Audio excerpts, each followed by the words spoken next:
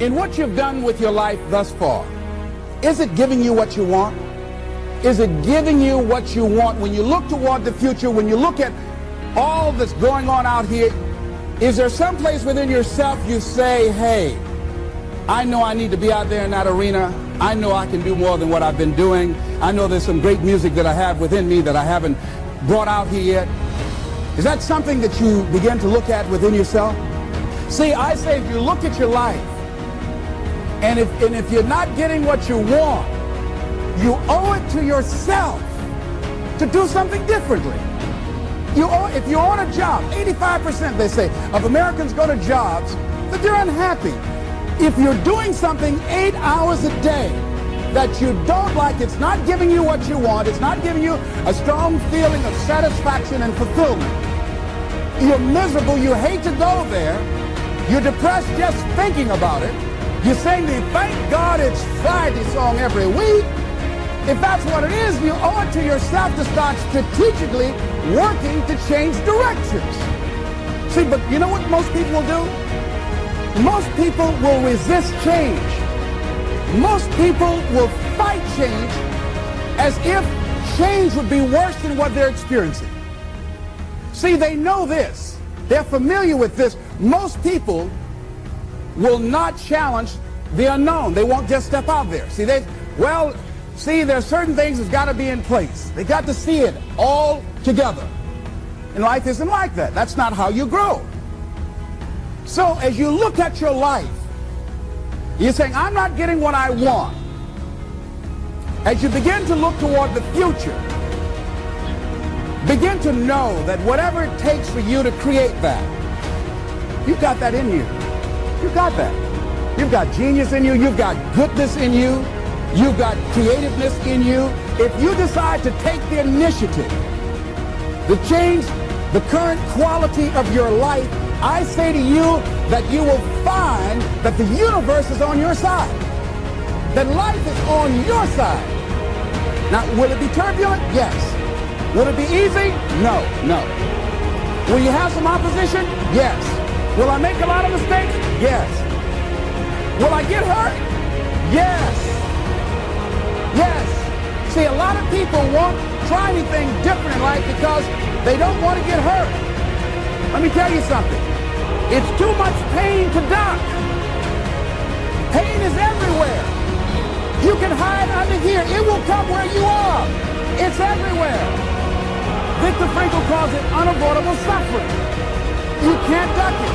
But most people spend their life not wanting to deal with the pain of rejection, the pain of defeat, the pain of being disappointed, the pain of losing, the pain of failure, the pain of being criticized, the pain of not being liked, the pain. That's called life. Life is full of pain. It's everywhere. But guess what? There's no gain without pain.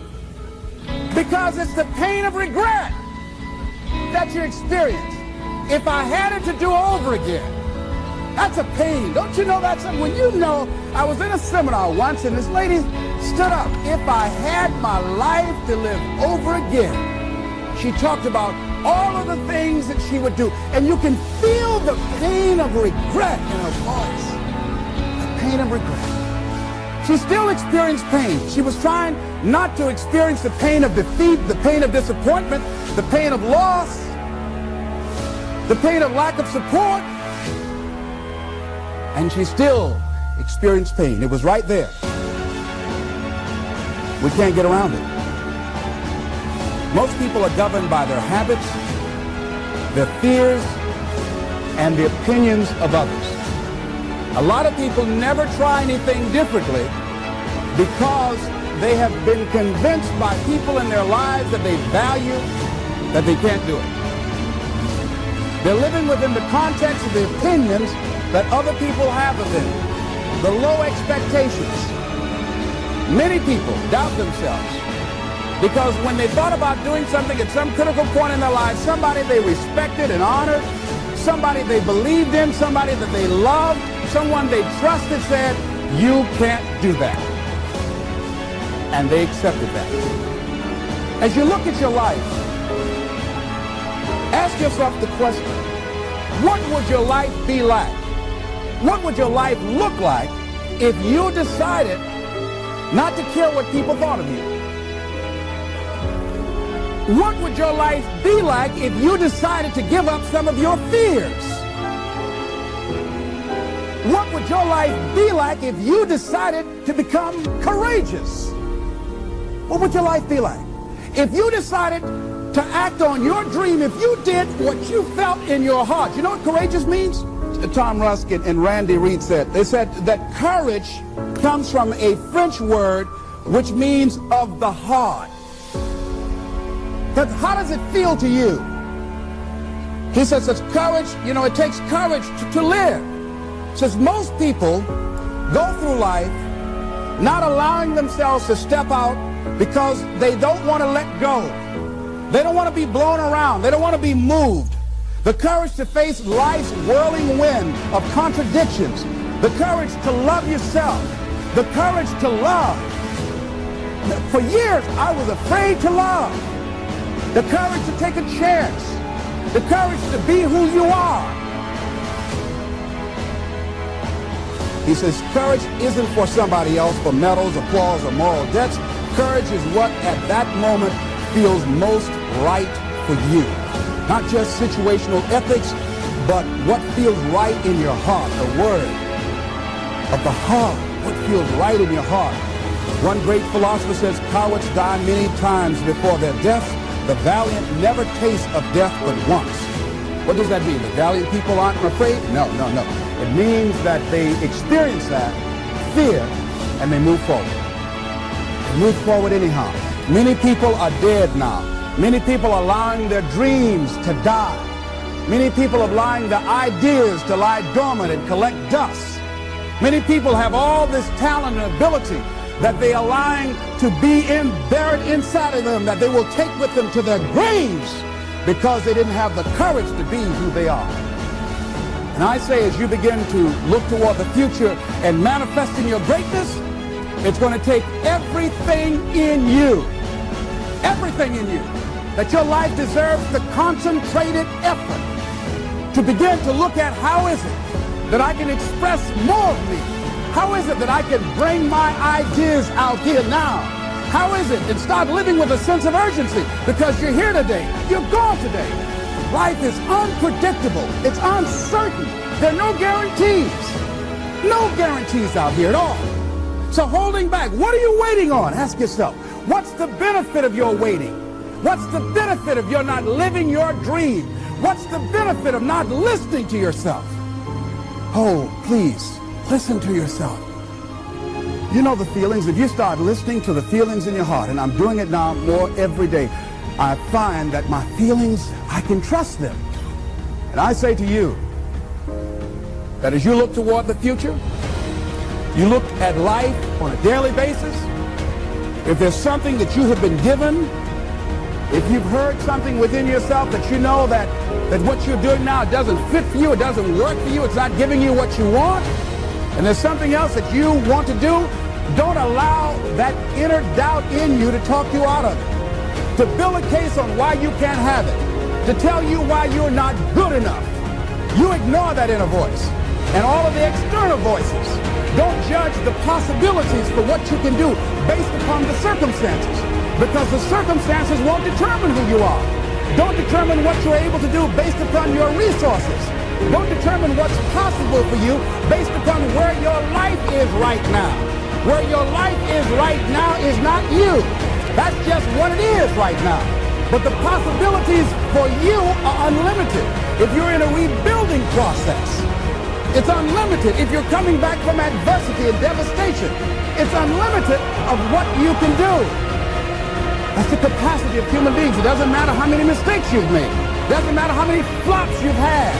It doesn't matter how much money you've lost. In fact, I see it only as an investment. What you learn from life, not losses, but investments of what's possible for you. And I say to you that once you start listening to yourself and as you begin to act on your dream, as you start just trying to find your way, doing what you can with what you have, you will start seeing things opening up for you. You'll start attracting people. You say, where'd they come from? things will start coming together, clicking for you. You say, whoa, you start brainstorming. Ideas will come out of nowhere as you focus on it. The key to it is to begin to focus on what it is you want to do. Why, Les? Why is that important? Because as you focus on that which you want to do, that which we focus on, that which we give our energy to, it will begin to multiply. It will begin to expand. It will begin to develop your consciousness. And out of that comes your greatness. Out of that comes a commitment. Out of that comes a passion for life. Out of that comes a special power that you have in you that you haven't even called on yet. See, the powers that we have will never reveal themselves if we don't challenge them, if we don't put ourselves in a position where we have to use them. So one of the most important things is reading a book that's a really interesting book called Instant Millionaire, and the guy said, put yourself in a position where you can't retreat, where it's do or die, sink or swim. Here's what you'll find out. You'll develop incredible swimming skills. You'll find yourself stroking unlike you've ever seen before. Through the inspiration of desperation, you'll become more creative than ever before. So what is it? How do we handle that whole piece? Throw your whole self into it. See, most people go at it tentatively. They don't give all their stuff. They don't concentrate. They don't put everything they've got in them. One guy wrote a book called All You Can Do Is All You Can Do. And all you can do is enough. But he said, make sure you do all you can do. And if we're honest this evening, we know that we haven't done all we can do. So as we look at the future, we can decide that from this day forward, as I look at my personal relationships, if I look at my professional relationships, if I look at my family relationships, as I look at all the dimensions of my life, looking at myself mentally, emotionally, and spiritually, I'm going to do all I can do to develop me, to bring my talent out here, to make a contribution to life. You want to make it in life, he said, number one, develop your mind. You don't get in life what you want, you get in life what you are. Number two, develop your communication skills. Once you open your mouth, you tell the world who you are. Three, practice the principle of OQP. Only quality people. Let us say together. Only quality people. You should think about your goals and dreams. This is not for everybody. You want to build an organization. Only quality people. Not people who need more. People who want more. You want to surround yourself with people that are hungry. People that are hungry are willing to do the things today others won't do in order to have the things tomorrow others won't have. People that are hungry do what they know, not what they feel. See, I didn't do this for years because I knew it would be hard. Mr. Washington said something to me. Mike Williams, my mentor, you want to go online and find his book, The Road to Your Best Stuff. He said something that grabbed me, and I want you to put this someplace where you can see it. See, you build this business through persistence. Not your firm. I will persist until I succeed. You build it through patience. It takes time to grow orchids. It's faster to grow roses, but orchids, that takes time. You have to have persistence. You have to have patience and perseverance. It takes courage to come back again and again and again. Because in order to build a business, it's hard work. It's H-A-R-D and H-E-A-R-T. Are you with me? Write this down. If you do what is easy, your life will be hard. But if you do what is hard, your life will be easy.